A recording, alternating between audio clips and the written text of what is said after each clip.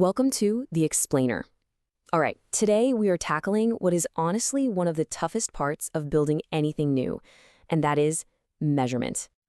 If you've ever built something, an entrepreneur, a product manager, an innovator, you've asked yourself this exact question. It's probably the thing that keeps you staring at the ceiling at 3 a.m. And here's the thing. If you can't answer it with real, hard data, you might be in some serious trouble. You might be trapped in a place that Ries famously calls the land of the living dead. Now, it sounds dramatic, I know, but it's a really dangerous spot for a business. It's that place where you're busy, you're shipping features, you're holding meetings, but you're not actually making any real progress. And usually the culprit is that you've gotten addicted to looking at the wrong kind of numbers. We're talking about vanity metrics. You know the ones. They're the numbers that make you feel good. They look amazing in a presentation, but they don't actually tell you anything useful. They can seriously mislead you, hiding the real story of what's going on. Okay, let's make this real. Look at this chart. This is for a company called IMVU, and it's showing their total registered users. I mean, come on, that looks fantastic, right? It's the classic up and to the right hockey stick. Every single month, more users. This has got to be a sign of success. This is the kind of slide you'd love to put in front of your investors. But what if we look at the data a different way? This is where it gets really interesting. This is a cohort analysis. Basically, it groups users by the month they signed up and tracks their behavior over time. Now check out that bolded line, paid conversion rate. It is dead flat, 1%, month after month. So despite all those new users signing up, the actual core of the business, getting people to pay for the product, wasn't improving one bit. All that work, all those new features, for nothing.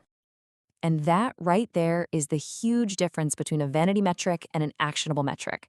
The first chart, total users, that's what you'd call success theater. It looks great, but it's a show. The second chart, the cohort analysis, that's actionable. It shows you clear cause and effect, or in this case, a lack of effect. It helps you actually learn. So, how do we get away from that success theater? Well, we need a different way of thinking, a framework that's built for the chaos and uncertainty of a startup. And that framework is called innovation accounting. Basically, it's a way to systematically measure progress when you don't have a long history or stable products. It's a 3-step process that's all about taking your biggest assumptions, those leap of faith ideas your whole business is built on, and testing them to see if they can actually become a sustainable business. So here's how it works. Step 1, you establish a baseline. You build a minimum viable product, an MVP, just to get some real-world data. Where are we right now? Step 2, you tune the engine. This is where you start running experiments. Can we make a change here or there to improve those baseline numbers and get closer to our goal? And then, step 3, and this is the big one, pivot or persevere.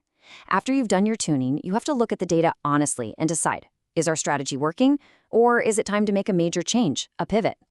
Let's look at another great example of this in action with a company called Grocket. They were an online education company, and they were working so hard. They were constantly shipping new features, but their growth had totally stalled. And you can probably guess why. They were stuck in that vanity metric trap. So they decided to run an experiment. They tested something called lazy registration. This was an industry best practice at the time, where you let users try the product before making them sign up. They tested that against the old way, forcing people to sign up first. And the result? It made absolutely no difference. 0. All that work to build this best practice feature had 0 impact on their conversion rate. And this quote just nails the shift in thinking they had. Success is not delivering a feature. Success is learning how to solve the customer's problem. See, building that lazy registration feature was a waste of time, but the learning from the experiment was priceless. It told them what didn't work so they could stop wasting energy there and focus on what might actually move the needle. So they actually changed their whole workflow. Take a look at this. Before, a feature was done when the code was written. Now, a feature wasn't done until it had gone through a validating phase. They had to run a test and prove that the new feature actually made a positive difference. It seems like a small change, but it's huge.